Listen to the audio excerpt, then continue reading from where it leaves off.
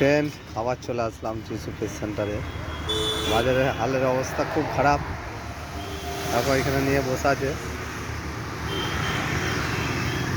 আমার কাকা, বসে আছে।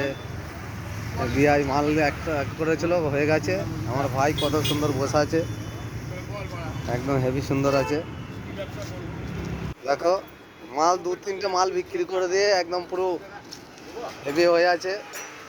ফ্রেন্ডস, যত শেয়ার কমেন্ট লাইক করতে পারবেন।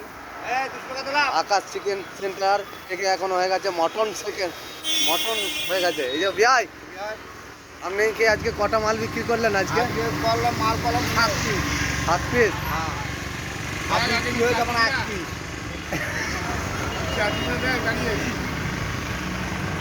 আচ্ছা কাকা, আজকের রেট মুরগি কি রেট হয়ে গেছে? আজকে 250 টাকা। কালকে ছিল 260 টাকা, আজকে আবার 10 টাকা কমে গেছে। তাহলে ঠিক আছে বিআই, তাহলে 7টার মধ্যে একটা মাল বিক্রি করেছেন?